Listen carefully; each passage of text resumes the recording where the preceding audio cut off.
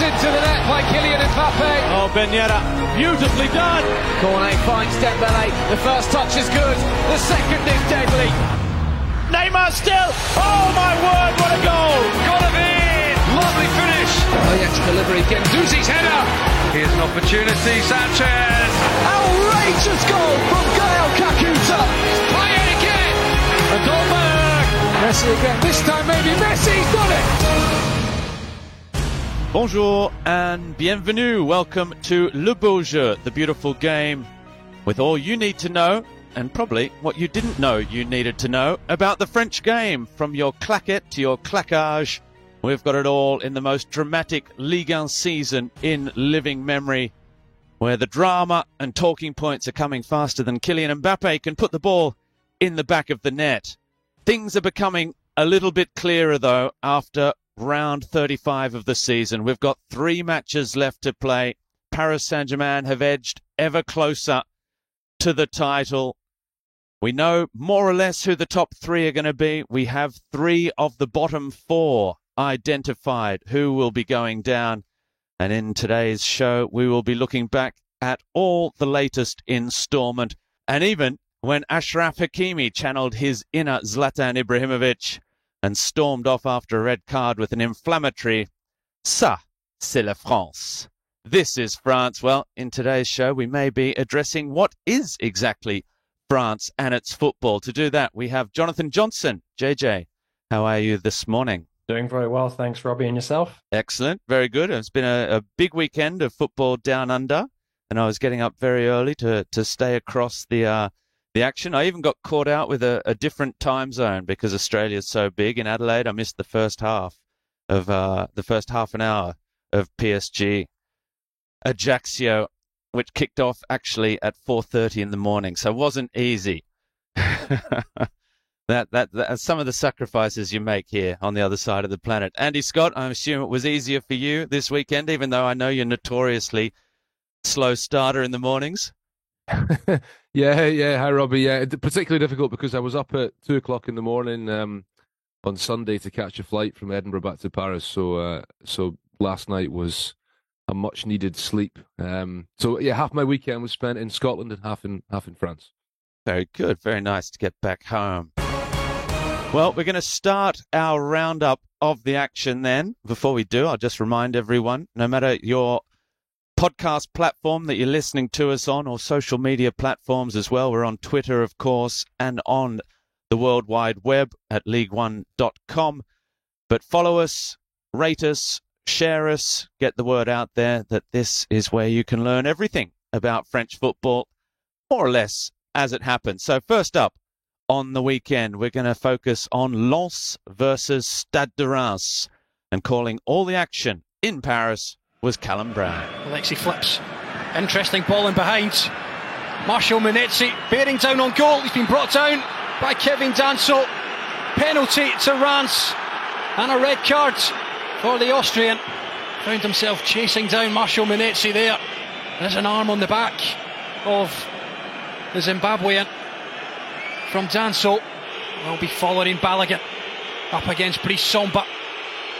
Up steps Balogun. It's into the far corner. Samba gets right, but Balogun scores. And that is number 19 of the Ligue 1 campaign for the Arsenal loanee.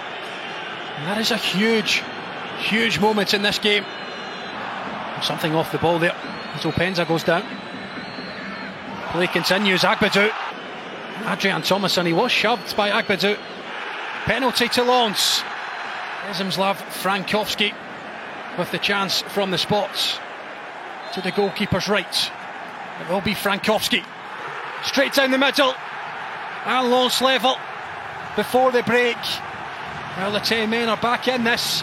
What a game we've got on our hands.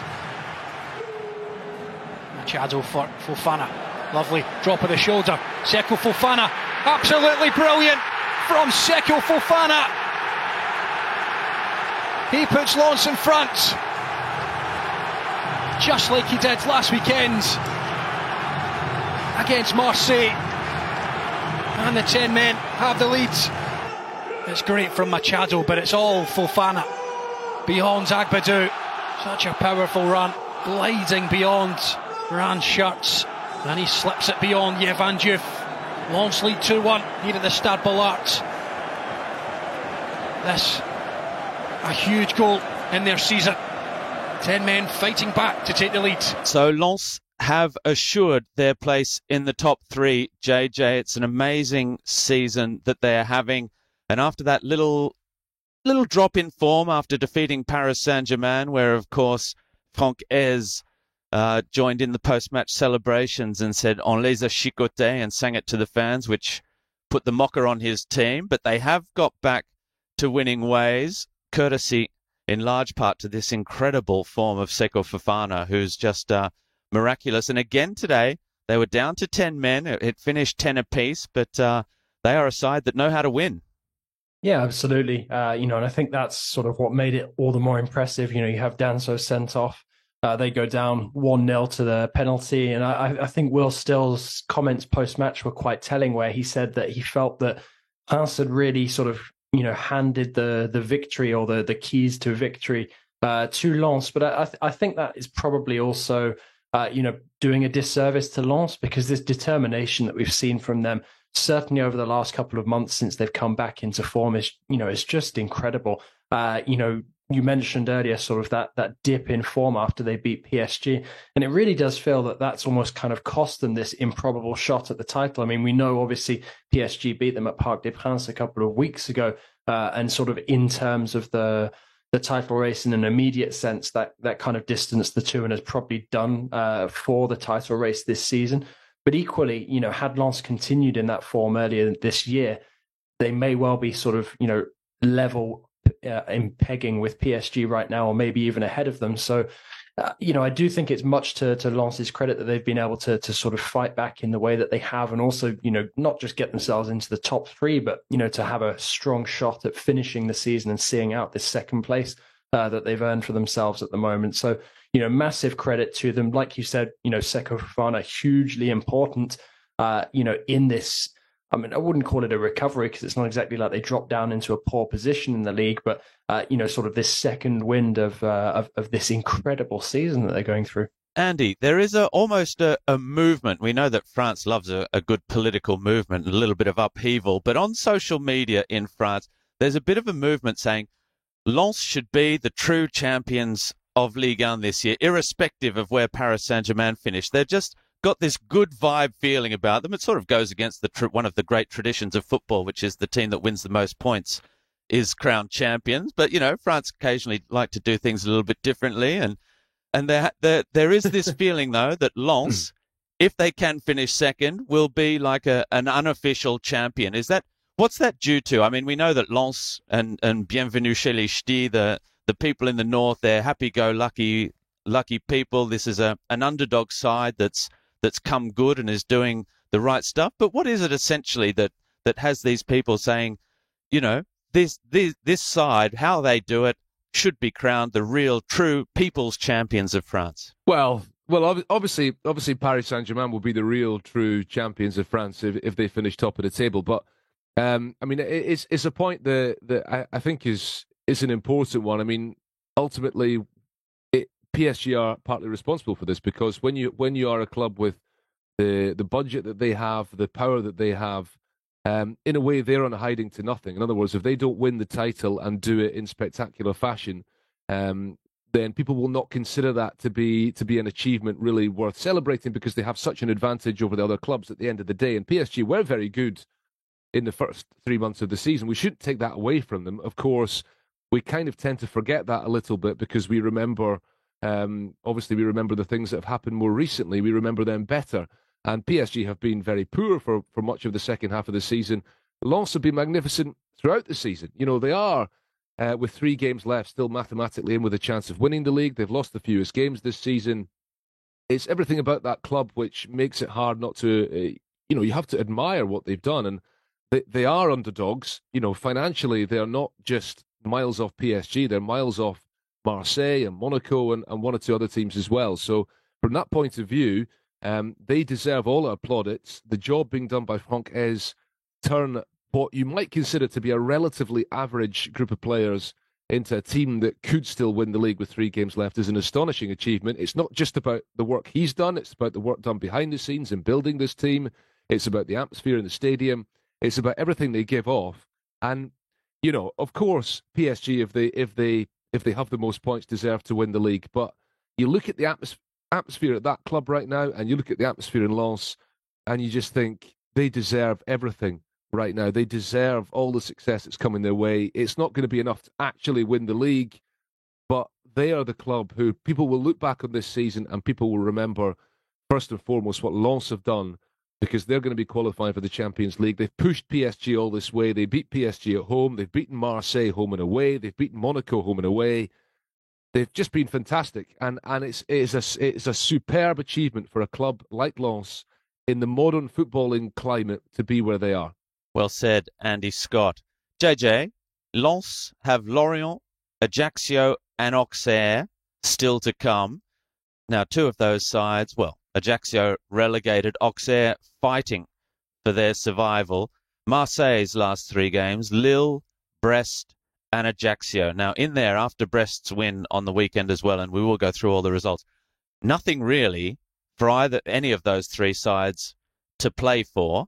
I suspect Lens and Marseille is now the real talking point. Can Lens hold on for that second place? Because we've seen in the past as well, third place is something of a poison chalice in France. Yeah, absolutely. And I think, I mean, we discussed it in the most recent podcast where, for me at least, it feels like the key game in this run-in now is going to be Marseille against Lille. This coming week, that feels like the one which could probably have the greatest ramifications on this race. That said, if Auxerre are still fighting for their lives, come the final day, that could be tricky for Lens.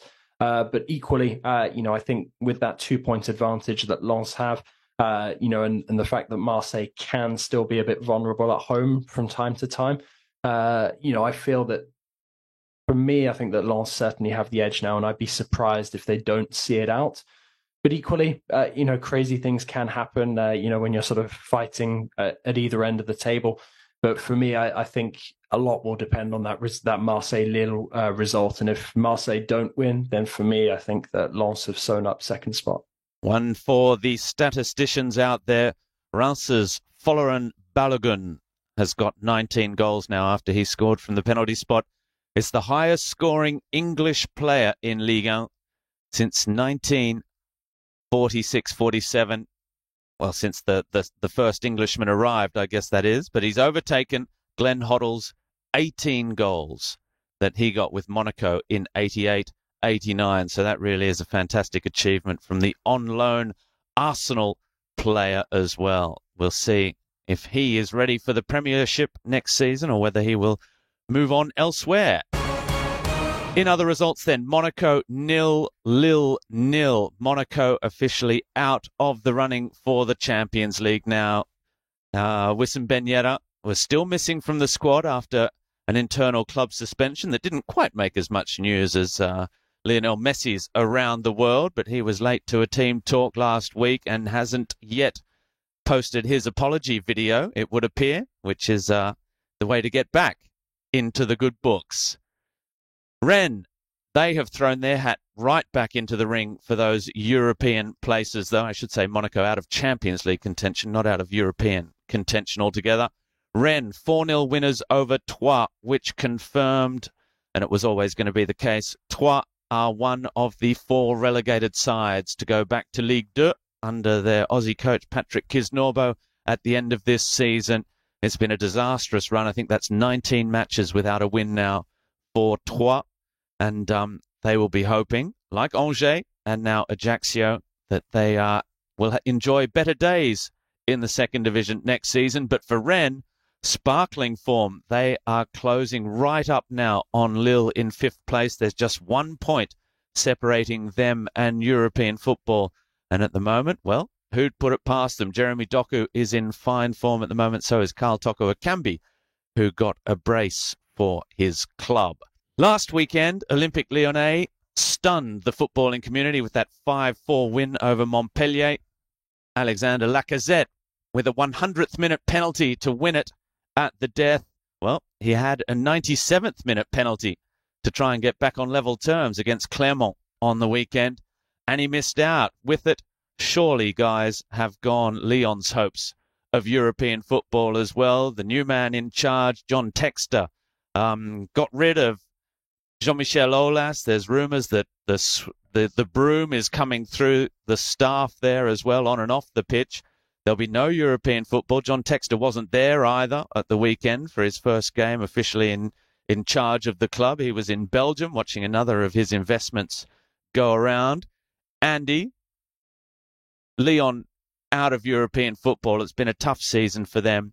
But just a word on the European race, because we know France will, at least for a couple more months, have that extra European spot. They stay fifth in the UEFA index, despite immense pressure from the Netherlands, who will probably overtake them, I think. How does that work after a couple of months next season? No, so next season, France has obviously got its not next season, the season after. France will have the extra place in the Champions League when the Champions League is being expanded from 2024. So France, on the basis of the current coefficient, will have that extra spot in the Champions League come 2024-25. But then obviously each season is updated, so you lose a season going back the way. I'm not explaining this very well, but essentially it's only guaranteed for the 2024-25 season, and then it gets updated again as we go along. And France's performances this season, for example, have not been very good, and so it's given the Netherlands a chance to catch up. Basically, every season things get updated again, and France's third place, extra place in the Champions League group stage, is always going to be under threat with each year that goes by. I mean, listen, the performances need to improve. Vincent Labrune, the president of the league here, gave an interview to the Sports Daily L'Équipe talking about, the need for French clubs to be doing better in Europe, talking about the need to press home to the clubs how important it is for them to really take all European matches. Now, I don't think anybody's suggesting they don't take them seriously, but I think a decade or so ago, we did see French clubs often not necessarily field the strongest teams in the Europa League, for example. I don't think that's the case now, but I think there is. I've felt for a long time that there is the performances of French clubs in Europe do not reflect the quality of the French league. So lots of people outside France see French clubs not performing well in Europe, and of course, historically, French teams have a terrible record at winning European trophies. I say this often, but Scottish clubs have won more European trophies than French clubs, which is pretty incredible historically. So that is not good enough. But it doesn't reflect fairly the level of French football. French football is one of the top 5 leagues around the continent, and yet its clubs just, for some reason, it's not about quality per se. It's about many things that come together. They often underperform. I mean, this season we've seen Nice going out to Basel in the Europa Conference League, especially disappointing. We've seen the clubs in the Europa League struggle to really, raise their game. Monaco going out in such disappointing fashion to Bayer Leverkusen, Rennes blowing it against Shakhtar Donetsk. So somebody somewhere needs to be doing that bit better. Every season results seem to be disappointing. Of course, we shouldn't forget the performances of Monaco and Lyon in the Europa League in recent years, and PSG in the Champions League at times. But there is a raising of the game that is required, so that in 1 year and 2 years' time, we're not seeing every single time. We need to watch out for the Dutch and the Portuguese on our backs. They might overtake us. The French game needs to establish itself as one of the top 5 leagues without a shadow of a doubt. At the moment, the fact that they are not able to consolidate that position does not reflect well on the league.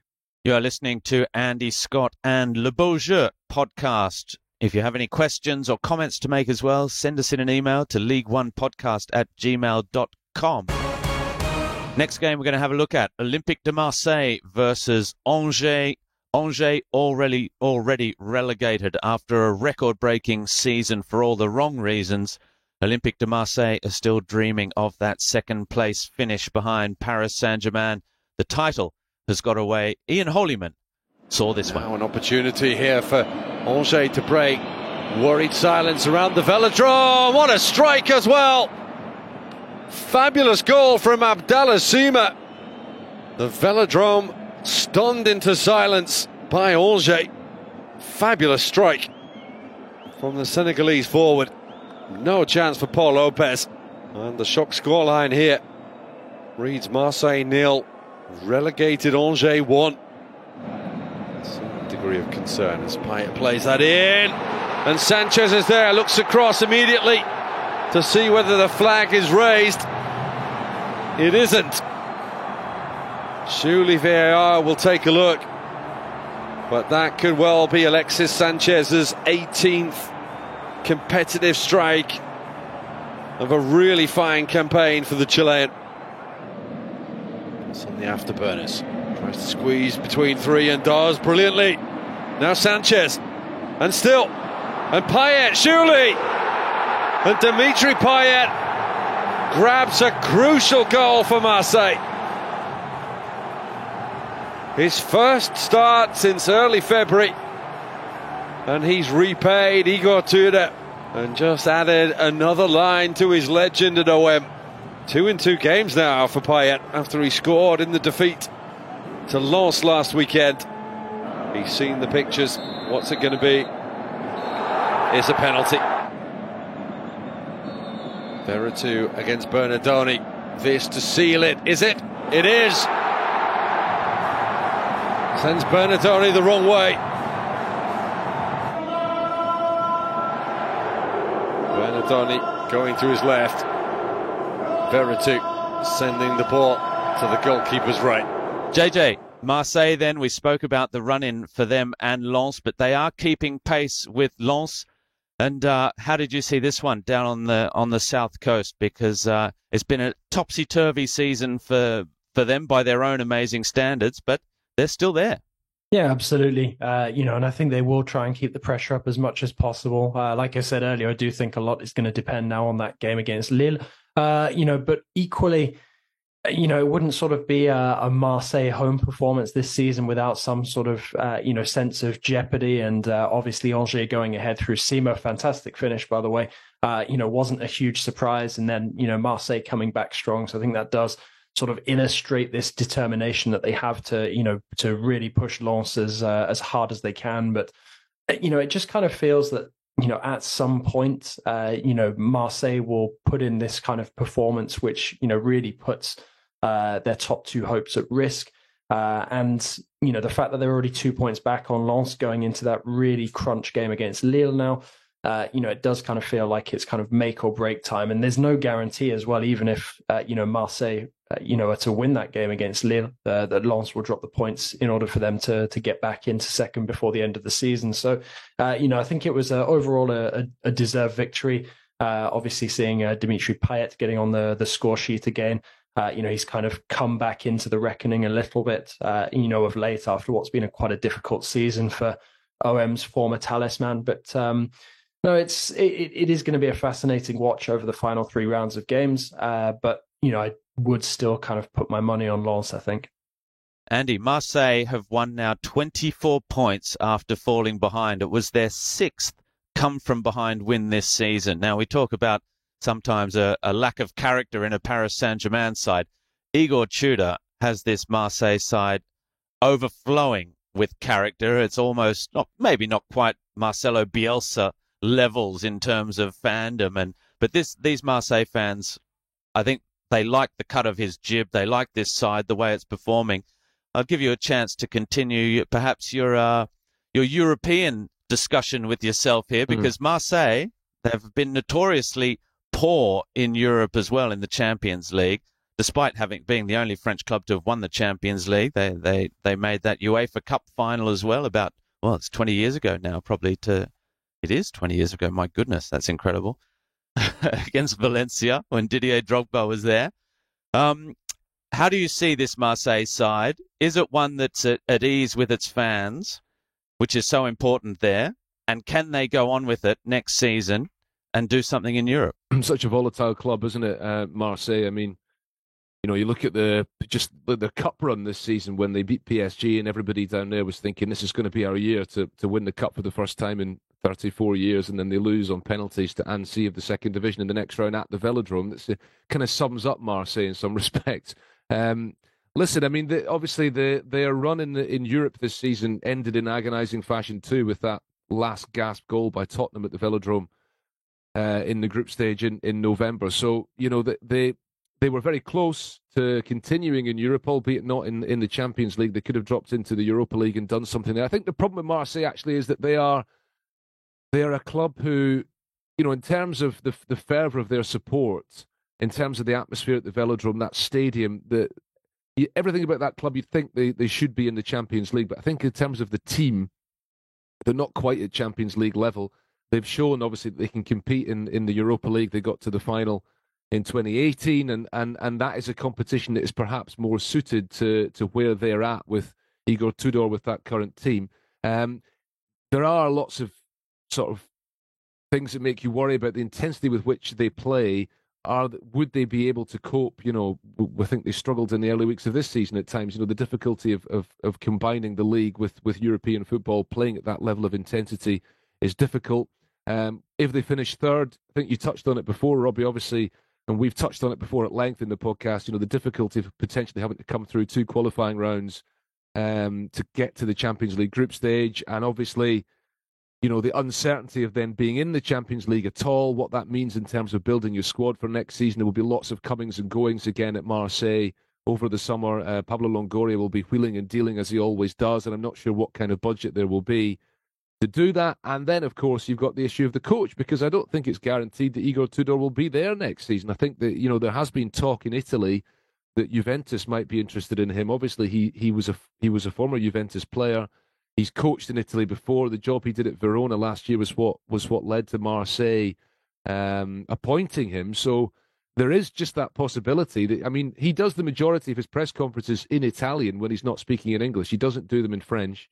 That's the same for his post-match interviews. So I think the chances are that he will move back to Italy sooner or later. The Marseille job is never one for which a coach will stay for the long term. So they might just be looking for another manager again, even though that Tudor has done a fine job. That might actually turn out to be a problem for Marseille, because they might not be able to keep hold of him. But there's always so much uncertainty, and I just think that they are a club who, of course, they can do something in Europe. I just don't know if the way Marseille are set up at the moment is quite is quite what you need to be really competitive in the Champions League. But we'll see.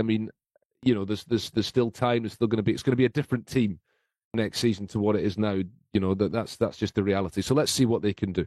I think as well, building on this sort of idea that Andy's put in place, certainly about French clubs competing in Europe, something that always seems to be the undoing of Ligue 1 clubs, certainly of late, is sort of a lack of strength in depth, because a lot of the French teams, in terms of their starting 11, have starting 11s that can be competitive on the European scene, but it's sort of in terms of the squad, construction, where it kind of, undoes them at some point, because they struggle to balance domestic and continental duty. Okay, getting rid of one of the domestic cups kind of has helped at the beginning of each year, because the schedule isn't as congested. You get fewer injuries. Well, theoretically, you get fewer injuries.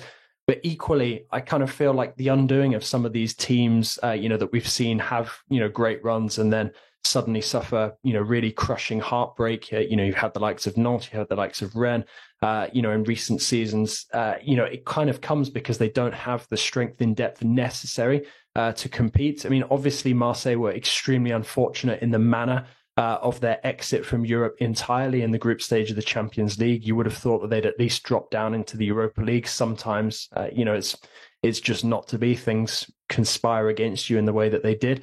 But it does feel like overall the last couple of years, it's certainly no coincidence that when PSG and Lyon were at their best sort of in the Champions League a couple of years ago, it came after a massive rest period when obviously Ligue 1 had gone on pause and all the other leagues had to finish their season much later than usual because of COVID-19. So I do feel that there has to be a bit more attention on the way that some of these squads are built. And I know that sort of the league is taking things in hand at the moment with this CVC deal. And in theory, French clubs are going to be better set up for success. And certainly success in Europe is going to be incentivized in the future with sort of the reported division of future TV rights supposedly favoring the clubs that are going to, compete in Europe.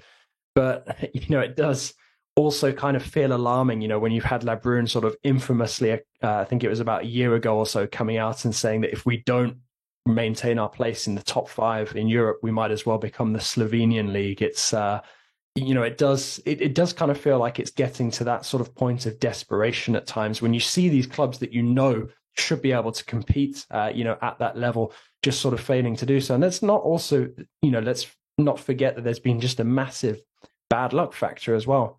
Monaco being on the end of a wicked deflection against Shakhtar Donetsk, Rennes falling victim to pretty much the same thing as well against the same team. Sometimes your luck is just not in, and fingers crossed that there are going to be better days to come for French clubs on the European scene. But it does kind of feel time now, that these teams really step up and perform in Europe, even more so than domestically, actually. So one of those sides that was in Europe, as we've discussed this already this season, was OGC Nice, but it was a fairly meek Nice that went down to a Strasbourg side desperate for the points, and courtesy of a Habib Diallo double, his 40th and 41st goals in 100 Liga matches for Strasbourg. They got up by 2-0 for the third time this season. Habib Diallo scoring inside the opening minute. That's got to be some sort of record as well. Habib Diallo has now brought up 20 goals this season, and most importantly, perhaps, it's his form that may see them escape the drop. He scored 14 in 2023. Only Alexander Lacazette can say they've done that well. The other side, fighting with Strasbourg for survival, are Auxerre, and they went down 1-0 to Brest, a result that could just save Brest's season as well, because that is a crucial 3 points for them as they pull away, perhaps definitively, from the drop zone, leaving Strasbourg and Auxerre to fight for that last place in the drop zone. Of course, as we've said several times this season, 4 clubs going down, only 2 coming up as the league resizes. Hopefully, that may also help the European campaigns of clubs next year as well, playing 4 less matches in the league next season. And another big match that also has a bearing on who's going down at the end of this season was a replay of the Coupe de France final between Toulouse and Nantes. Kickoff was delayed a little while because the Toulouse fans had placed purple smoke bombs in front of the Nantes away end, anticipating that Nantes would come with their own yellow and green smoke and that they'd try and cover it with purple. Unfortunately, the stadium security thought it may have been a more dangerous abandoned item, and so brought in the dogs and the deminers to get rid of it. So all fun and games in the French top flight, of course. And unfortunately for Nantes, they were not able to get that desperately needed revenge, Andy, over Toulouse in this one.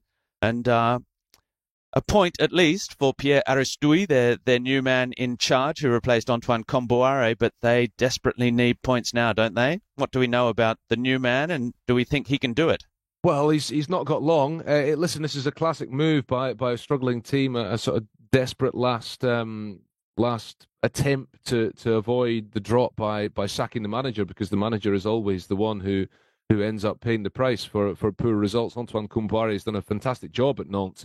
If you look back over the last couple of years, what he's achieved there, but the cup final was a bit of a disaster a couple of weeks ago, and the league form has gone off a cliff, and that's despite the fact that it wasn't particularly great before that. So they had to make the change, and I think probably at this stage, looking externally, there weren't many obvious options available to them, so they've gone for the internal option. Pierre Aristouille is not somebody who I knew an awful lot about before the last few days, but you read about what he's done behind the scenes. He's obviously highly regarded. He's had success with the reserve team, with the under-19s at Nantes, and so they've decided that that he could be the man to deliver some success in the last few weeks of the season. He might have the respect within the club that is required. He's working with Osvaldo Vizcarrondo, who was Nantes fans will remember, and Ligue 1 fans in general may recall from just 4 or 5 years ago, playing for Nantes in Ligue 1, the Venezuelan defender with the long curly hair, who was working in charge of the club's women's team.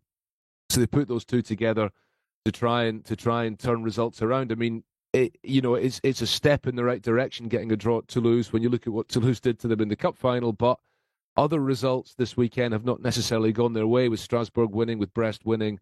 And so this new management team is going to have to they're going to have to win 2 of the last 3 games, aren't they, to stay up, I think. And for a club who've only won 6 games all season, that's a tall order. But maybe with this new management team, they'll be in a better position to do it than with Antoine Kombouaré, whose ideas were no longer getting across to the players by the looks of it. JJ, relegation chat. Nantes have Montpellier, Lille and Angers. Auxerre have PSG, Toulouse and Lens. Not so easy for the side that have just come up against the former now Coupe de France holders. How do you see that one playing out? Is it down to these two? Are Strasbourg and Brest clear of danger now? I mean, it certainly feels that way. It does look like it's a question of how many points Nantes can pick up. I mean, Auxerre they've kind of been a bit funny under Pélissier. You've seen them get some really impressive results where you wouldn't necessarily expect them to, but then you've also seen them lose out in some of those really key clashes, when they've really needed the points against teams in and around them. So, I mean, obviously, when you're looking at it on paper, it's not a favourable run-in for Auxerre in terms of the names that they're coming up against. But equally, if there's not really that much for some of those teams to play for by then, even if Lens have sort of sewn up second spot by then, depending on Marseille's results, there could potentially be a way where they can pick up a couple of points. I mean, with PSG, it's very much, sort of a question of what day you catch them on. I'm sure we'll come to that in a bit. But for me, I think that, Nantes, there's only so many times that you can sort of repeat the same trick and get out of this kind of situation. It worked with Kombouaré a couple of years ago after that disastrously short stint with Domenech in charge. There had been sort of rumours that Nantes were looking at Claude Puel, but with no guarantee that they stay in Ligue 1.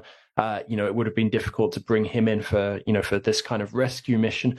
So, I do feel like it's probably the right decision from Nantes because it did seem like the situation was getting pretty toxic with Kombouaré by the end. But you look at some of the scenes before the match as well, sort of, executives scrapping with each other in the stadium, according to reports. That just shows, that there is a lot of tension, sort of in the upper reaches of that club at this moment in time. And probably a recognition that their very Ligue 1 status is on the line, because it's crazy to think of, one of the teams representing France in Europe. They had that fantastic atmosphere at the Stade de la Beaujoire ahead of that Juventus game, could be dropping down into Ligue 2 because, when you've already got the likes of Bordeaux, Saint-Etienne, they're not yet certain that Bordeaux are going to be coming up to Ligue 1 for next season.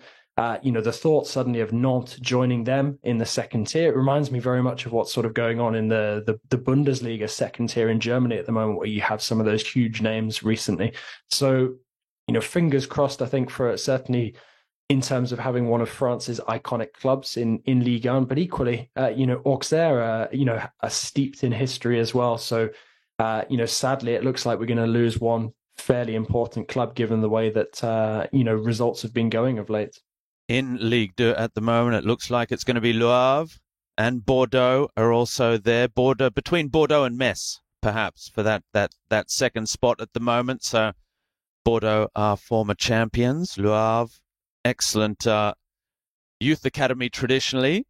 One game remaining to talk about before we get to the big one of Paris Saint-Germain. It was Montpellier and Lorient who played out a 1-1 draw. Romain Fèvre getting a nice finish to surprise Lorient at the start, but Montpellier managed to get back on level terms. And that one finished 1-1, but that's mid-table now, very much mid-table. Lorient's early season heroics have got away from them. I think they sit 9th on the ladder now. So our final match of the weekend we're going to have a look at is another huge talking point, and there was absolutely, again, so much to talk about at the Parc des Princes. It has been quite an amazing place to follow your football this year, from a club pre-World Cup that were looking like they could probably win everything at a canter. Lionel Messi won the World Cup. Kylian Mbappe scored 3 in a losing final. And, of course, Neymar as well with his Brazilian quarterfinal appearance. And after that, it's been, Morocco. Achraf Hakimi as well made the semi-finals. But since then, the World Cup hangover has been brutal for Paris Saint-Germain, bundled out of the Coupe de France, bundled out of the Champions League as well. And their fans have had enough. We know that when Lionel Messi skipped training 2 weeks ago, he was banned by the club, sanctioned by the club, a 2-week ban. He published a apologetic video saying it's all a big misunderstanding and I'm sorry, I should never have gone, but, you know, I had no other choice. I had to go. I apologize profusely. It hasn't washed with the supporters who booed him copiously pre-match and every time he got the ball in the first half, which ironically, and we talk about irony and paradoxes so much when we talk about Paris Saint-Germain, because this is Paris Saint-Germain down to a T, probably one of the worst atmospheres inside the Parc des Princes in years, and probably the best performance, albeit against an Ajaccio side who were fighting for their survival perhaps, but were always going down. That was confirmed at the end of the match. But let's start. It was, in the end, a very, very accomplished performance by Paris Saint-Germain. Armel Tanguy saw all the action as it finished 5-0. Danilo, Fabian Ruiz in on goal here, scores the opener. Lovely finish with the outside of the left boot. 22 minutes on the clock, and Paris Saint-Germain in the lead. It's a third league goal of the season for Fabian Ruiz, signed from the new champions of Italy for 23 million in the summer. He's grown in stature in this Parisian shirt and grown in confidence too. That is a delightful goal with the outside of the left boot into the top corner. Bernat, lovely touch. Kylian Mbappe, can he get it on his right foot? He can. It's touched away by Solicaro and finished by Achraf Hakimi. A big smile from Neymar watching on. Lovely touch that from Juan Bernat, providing Mbappe with the opportunity. Managed to get a shot away that caused Solicaro enough problems, and his parry was only into the path of Paris's Moroccan fullback Achraf Hakimi. A fifth league goal of the season for him. Makes it PSG 2, Ajaccio 0. Given away though straight to Lionel Messi, who's found Achraf Hakimi. Mbappe making the run towards the penalty spot. Hakimi's ball unable to find him. Verratti back out wide for the Moroccan fullback Achraf Hakimi. Might come for Bernat. Mbappe, lovely touch. Marquinhos back to Ekitike. The air shot from Ekitike. Now Mbappe, and it sneaks in. And there is the goal for Kylian Mbappe. Well, they were queuing up there, the Parisians. And it's their top scorer, Kylian Mbappe, who ended up tucking it away for his 25th league goal of the season. Solicaro will be very disappointed with his efforts there, the Corsican goalkeeper. Oh, the possession statistics there in the top corner of your screen say a lot. It's been a very challenging evening for Ajaccio, and a very wonderful hit from Kylian Mbappe. Well, the first of his goals not particularly clean. That one of the cleanest of his career. A brilliant volley. Well, it can't really get much more simple than that. Ramos spotted the run of Mbappe. And the header from Avinel almost helped Mbappe. Took a bit of speed off the ball. He watched it and fired it past Solicaro. A 26th league goal of the season. That is a special finish from a special player. Back in towards Mbappe, lovely run. Just about keeps it in. Vitinha, lovely first touch. Marquinhos! Yes! 5-0.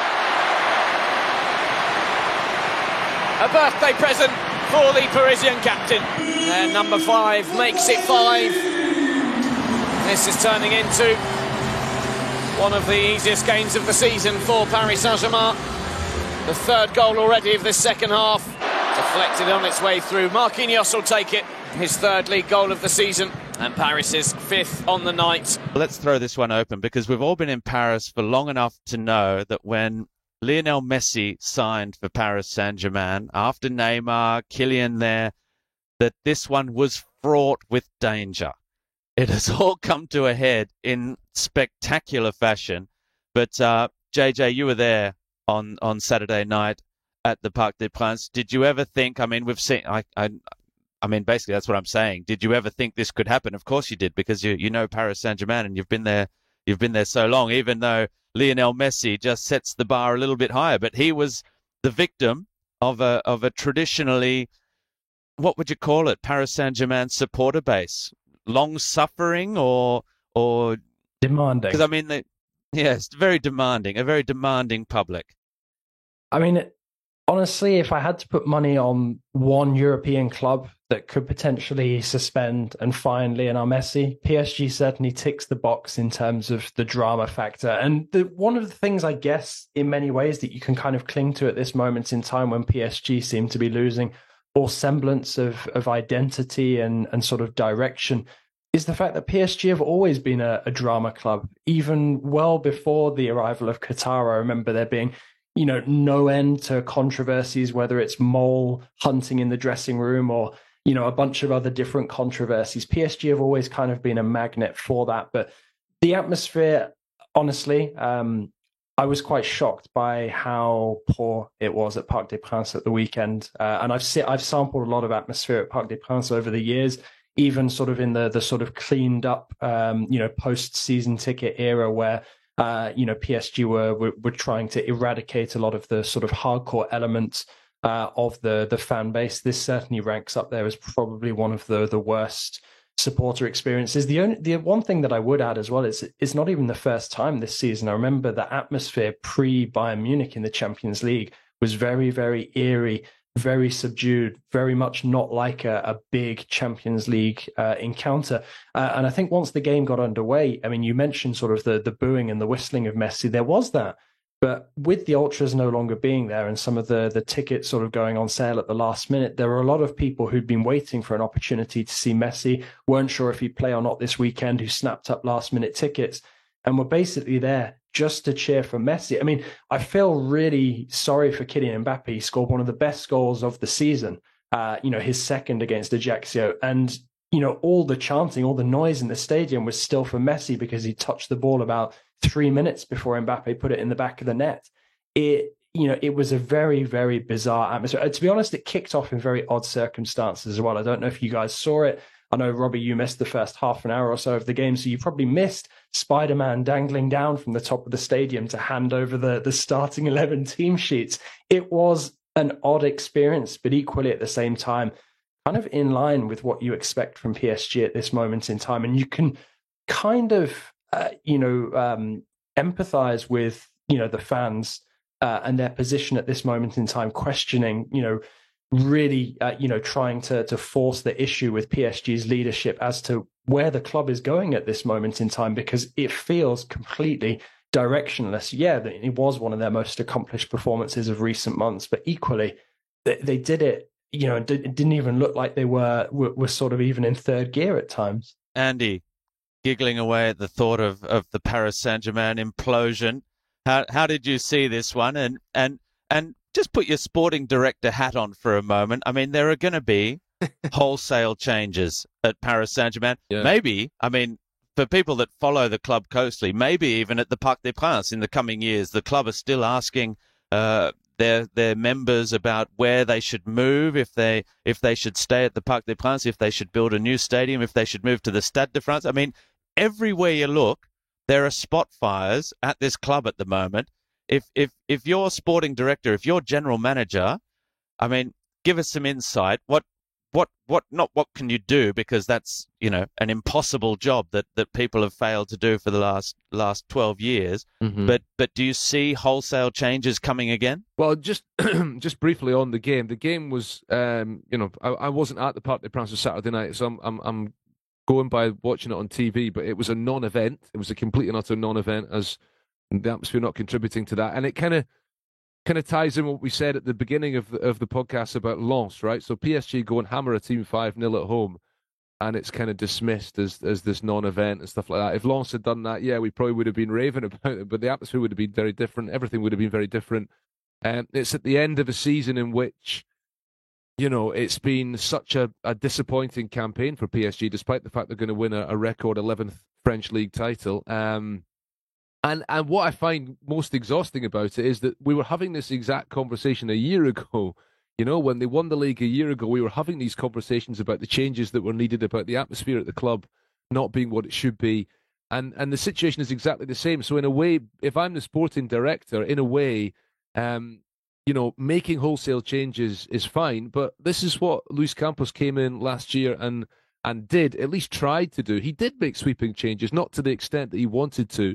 And they're going to have to do it again. And I think that one of the problems at PSG, of course, is you've got all these guys out on loan that you can't move them on permanently. Some of them will come back. Perhaps one or two will be involved in the first team picture. It makes it very hard to know exactly what your budget is, because you need to. PSG have huge amounts of money. They have ways of getting around dealing with financial fair play, of course, and trying to fit in with the rules which are in place. But they do still have to deal with the huge wage bill on their hands, trying to move players on. It makes it complicated. It's not just a case of we want that player, we'll take him, thank you very much. In any case, I don't think it's just about who you sign, about moving players on, bringing players in. I think there is a general atmosphere at the club, and the atmosphere in the stands is part of it. There's a general atmosphere at the club which is not conducive to success at the very highest level, because football is so competitive at the very top. You look at what Manchester City are doing. They are kind of the benchmark, and Real Madrid, because Real Madrid have this incredible winning culture. PSG are trying to build this winning culture. They're trying to put everything in place like Manchester City have done. None of it has worked yet. And I think you can't just blame the manager, because managers come and go. You can't just blame the players, because they're signing some absolutely magnificent footballers. Now, okay, some of them might not have the right attitude and all the rest of it. You can't only blame the sporting director, because the sporting director is trying to sign the right players to make a winning team.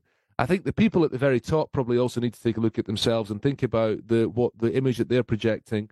The president has been there for more than a decade now. It's not quite, everything is in place, but they must be thinking, what can we do better to take this club that extra step? They're so close, PSG. They're so close. They have the money. They have Kylian Mbappe. Even if they lose Lionel Messi, in a way, they don't need that much. But something within that club from the very top needs to change to get them pulling in the right direction, to make them potential Champions League winners. Because they've, as you've seen, Robbie, in the last couple of years since you left, since you moved away, they've really gone away from that, from being finalists and semi-finalists to where they are now. And bringing Messi in maybe is part of that. And Messi moving on I don't think is a bad thing. I don't know if there's a direct link, although I have heard it mentioned, Andy, that my departure may be in some way linked to the disappointing Champions League campaigns of the last couple of years.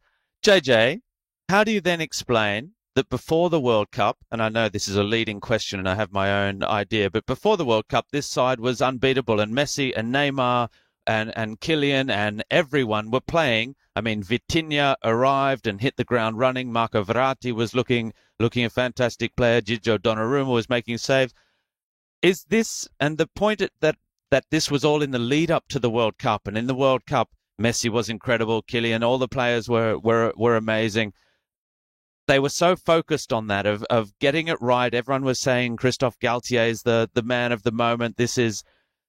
Is it in fact just a matter of getting these players and giving them the right motivation and saying, look, somehow convincing them to go out and do it? And you don't really need to coach them at all, because in that first half of the season, they were untouchable because they all had the motivation of going to the World Cup. And once that was gone, they clearly lost. I mean, Neymar injured, obviously, once again, but there's something that, I mean, Achraf Hakimi becomes just the third Paris Saint-Germain player sent off in back-to-back matches at the weekend as well. I mean, what do PSG need? Do they need coaches? Is it a problem at the top, or you just need someone like perhaps Jose Mourinho, who we heard very strong rumours this week that he's going to come in, to just be someone bigger than the club to say, look, players, go out and do what you need to do? Well, how many volumes do you want my response to encompass? I mean, there's a lot to unpack there, and I think there is certainly an element of that this squad, this club in general, needs a strong hand, needs more discipline. There needs to be more discipline from the top down. I don't think necessarily that having somebody who's achieved a lot in the game as manager would be a bad thing. I mean, sort of specific to Mourinho, we can sort of debate if he's still in his managerial prime, but I know that he's earning rave reviews at the moment for what he's doing with Roma, and obviously could potentially win a second consecutive European title by the end of this season, based on how things are going in the Europa League at the moment. But I think sort of with regards to the World Cup break and sort of motivating the players, the decompression period sort of after the World Cup, I think did a lot of damage to PSG. There was this focus before the World Cup, but that, like you said, was because the players were getting themselves ready to represent their countries. That motivation, I think you'd have to be pretty naive to believe that the players were motivated for what was going on for PSG on the pitch. It was more preparation, for them ahead of a massive assault on the World Cup in Qatar at the end of the year. And I don't think that PSG ever really got over that. Whether there could have been a better way to handle those key absences immediately after the World Cup, because, there was already a very difficult dynamic going on as soon as the World Cup final had been played. Kylian Mbappe and Achraf Hakimi immediately came back to Paris to play a part for PSG in a couple of games before going away. Messi, took his time before coming back. We know that Neymar was, already injured with Brazil, tried his best to get back into action, and then obviously, ended up injuring himself further and ultimately had to undergo surgery. There were reports as well that certain players who weren't involved in the World Cup didn't exactly look after themselves during that break as well. I know that recently in the French press, there's been reports that Verratti actually returned overweight to training, and the PSG staff were up in arms about how he basically let himself go mid-season. So, there is sort of, a strong argument now building that PSG do need that kind of, authoritative figure. And I kind of, when we've been talking about PSG sort of in this last 20 minutes or so, it takes me all the way back to the beginning of the QSI project. We're talking about like sort of PSG compared to like these institutions that have that winning culture. PSG tried to put it into place with Carlo Ancelotti and they missed their opportunity then. That, I think, was the moment to bring in an Ancelotti or a Mourinho. And with that, had that worked out better, you could potentially argue that PSG wouldn't have all of these sort of or wouldn't have as many off the field problems. But equally, like I said, we all know PSG's history, too well. Perhaps, that sort of sense of drama, would still have engulfed the club afterwards. But certainly in terms of the World Cup, it feels like everybody's season was built up around that event. And after that, anything that kind of followed was a bit trivial, really, which, is hugely upsetting, for those of us who are really getting ourselves up for this fantastic Ligue 1 title race that just, basically just dissolved, in front of us over the course of a couple of weeks at the beginning of the year.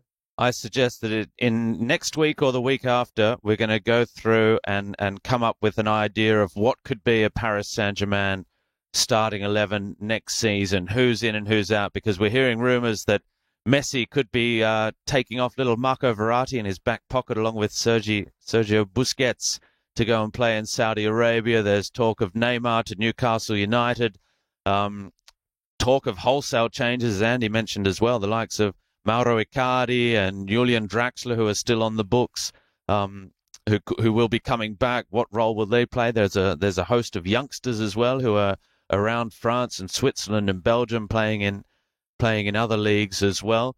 So one to keep an eye on. So we'll tune in next week or the week after, and we will do a big deep dive into the Paris Saint-Germain transfer market. We'll try and get a couple of special guests in to discuss that one with us as well. Don't forget, we are on Twitter, League1_ENG for English, League1_ENG. Follow us on there. That's the official League One Twitter feed. It will also direct you to League1.com, the official website, where we have all the videos every weekend of every game, every goal, every save, all the big moments. You can catch it all there, as well as interviews, reports, features, everything. You'll find it all on League1.com.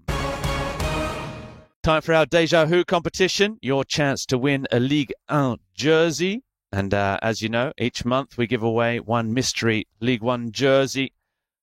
Today it is the third in the May series of clues. We're going to have two more before we announce the winner on the final podcast of the season, which will be on Monday the 5th of June after that final round of matches. But to answer, you have to work out who we're talking about and send it in an email to league1podcast@gmail.com to go in to your chance to win the jersey. So here is this week's clue. Who am I? I was born in the south of France and left my hometown club at 18 to sign my first pro contract in Ligue 2.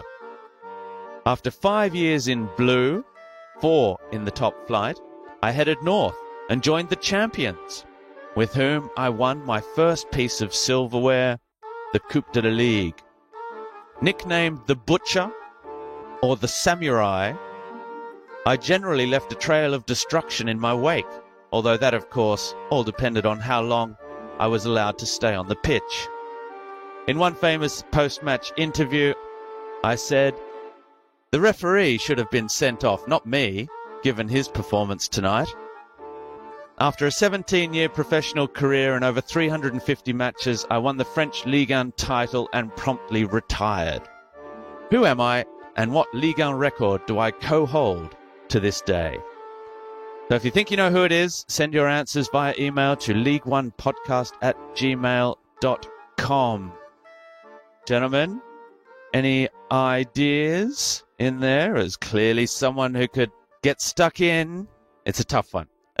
But I think it's gettable. I think it's gettable. There are a couple of clues. I'd say that we can class him firmly in the cult hero or anti-hero category. They do feature quite often in my clues. It's true, and I think this is absolutely one of those.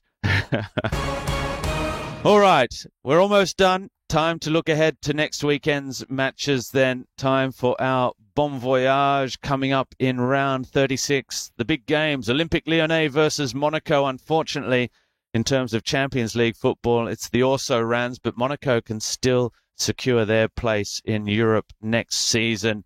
Lille take on Olympique de Marseille. Marseille desperate for the points, and Lille also in their fighting with Rennes hot on their heels. Rennes travel to relegated Ajaccio now. Lorient take on Lens as we keep an eye on the title race and the Champions League race.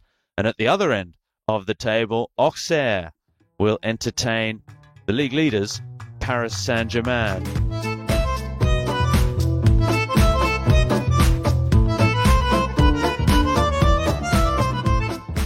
JJ, you first. What catches your fancy here and why?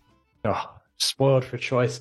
I mean, I'm really torn, between two of the games on the Saturday, to either go to Nantes or Lille. But I think I'm probably just going to go to Lille, based solely on the fact that it will have such big ramifications on that potential shake-up for the top 3 spots. For me, I feel that's where it's going to play out for Marseille. So I'll be heading north this weekend for that. Andy? Well, I mean, yeah, obviously that one and the Auxerre PSG game are probably the two standouts because there's a lot riding on both of them. The other one that I might suggest would be a trip to Brittany on Sunday for the Lorient-Lens game because it's always nice to go to Brittany and Lens having a great season. But also, if Lens don't win that game, then it means that PSG will be in a position to win the league next Sunday night because PSG are currently 6 points ahead with 3 games left. So if Lens win next weekend, the title cannot be decided next weekend, even though PSG's far superior goal difference means that a win next weekend will effectively decide the title. But if Lens slip up in that game, it sets up Paris Saint-Germain to be officially crowned champions on Sunday night by bettering Lens's results. So why not go to Lorient and keep an eye on what happens there before watching the PSG game while eating a crepe for your tea in front of the port in Lorient. Well, that's exactly right. If I could get away, although we do have the semi-finals on in the playoff semi-finals in the Australian First Division at the moment, so I'm looking forward to that. But if I could jump on a plane and fly into Paris and then head down to Auxerre, I would for that game, even if the good old days of Guy Roux, who was there for 46 years as coach and basically the main man at that football club, Auxerre. Heard him tell a fantastic story once of when they qualified for the Champions League and Liverpool were visiting down there, and Liverpool fans had that incredible reputation. If you've ever been to Auxerre, or if you haven't, go, because it's a very small, picturesque little town in Burgundy. Great wine and eating. There's a Michelin star restaurant in the town as well, where Guy Roux used to always take his guests, and I think Chablis is the white wine of the region, which is a fantastic white wine. And down there, Liverpool were coming, and Auxerre, the city, was petrified of what was going to happen if thousands of Liverpool fans turned up in what is essentially a little village. And Guy Roux sent down the Auxerre's young ladies with sandwiches and Coca-Cola, and gave them out to the Liverpool fans when they got off the train and off their coaches, and just to say, you're welcome, you're very welcome here. Here's a sandwich and a drink. Relax, enjoy your time here in Auxerre. And it worked. No trouble whatsoever in the town.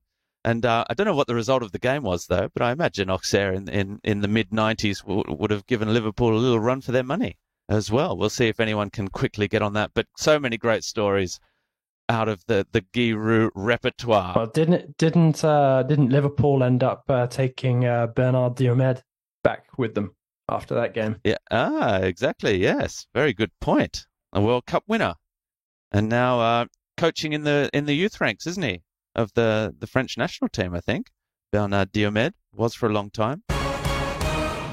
So that's it then for this round. We will be back, of course, next week with the latest episode of Le Beau Jeu. Don't forget to send your questions, your answers to the quiz to league1podcast@gmail.com. All the video highlights of the weekend's actions and the entire season in full HD on league1.com as well. And for your podcasting platforms, like, subscribe, follow, and recommend. Gentlemen, we'll be back next week, of course, to look at round 36. There's also European football coming up that will be getting everyone interested in midweek, even if it's over for the French sides. But it's the business end of the season in Europe, around all the domestic competitions, and that is very much the case in France as well. The noose is tightening on 17th place. There'll be another Deja Vu quiz, of course, with your chance to win that final Ligue 1 jersey of the season. That and much, much more, and we will also be addressing who's in and who's out at Paris Saint-Germain for next season. I won't be back, but I'm sure Ian Holyman will be, to take you through all of that and more on the official Ligue 1 Uber Eats podcast in English, Le Beau Jeu. Gentlemen, thank you for your time this morning.